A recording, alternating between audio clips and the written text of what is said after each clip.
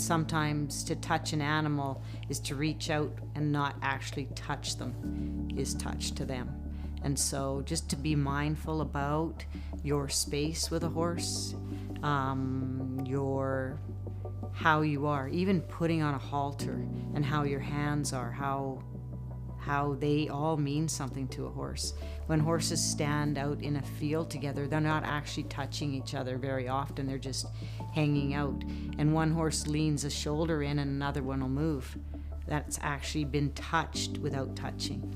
And so that's why it is sacred, that each time you get the opportunity to actually reach out and physically touch a horse, it's a sacred thing. So, do we use paintbrushes to paint our horses? No. What do we use? Our fingers. Yeah, Otto? What do we use? Our hands, yes. And why do we paint our horses with our hands? Why? Okay, Zeta.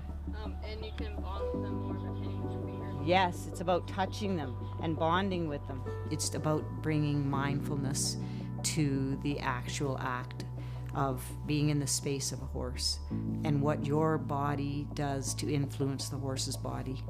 And just really being present about that. You know, a lot of people, when they don't know much about a horse, want to touch his face, you know, and that's a really special place on a horse. And so we earn the right and the privilege to be able to touch our horse in different places instead of just take it. Okay? I like it right there. Oh, there we go. Oh, that was a good one. That was a good one. We have a few horses who've had some problems with the way that they were handled before they got to our place. And so sometimes truly just standing 3 feet away from that horse is just about all he can handle. Or if you took a step closer to him, it would push him off his edge. So just for people to learn, oh, I can stand here and he feels good. And learning how to read that, I think it makes them better about learning how to read other people too. And really, that's how humans get better, one person at a time, is knowing how I am affects you and how you are. I can read your body language and adjust myself for that, just to help make things better for you. And it's kind of the same with the horses. It helps people get in touch with their own energy. That, oh, I can stand this close to this horse, but ooh, if I stood that close to this horse, it moves them right off. And it helps them really learn the responsibility you have about what you're putting out there and being aware of that. And so horses are beautiful mirrors to that. If you used a certain energy to go up to a horse, it might push him off, you know, might make him move off or even run away. And so really just being aware of that.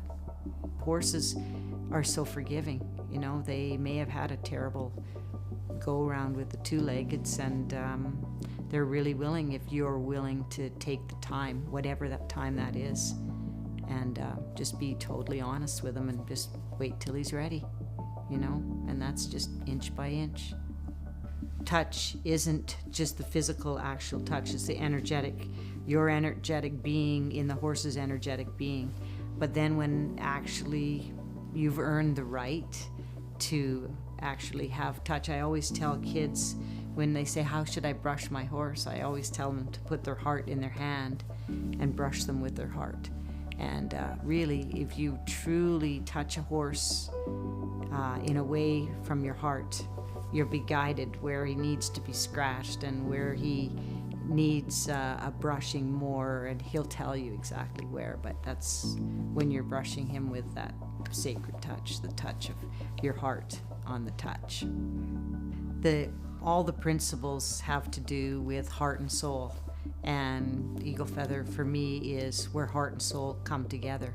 And so every single thing you do with a horse or with another human being is sacred. And so it's about bringing mindfulness to the things you do, and bring your best today. Bring your best today.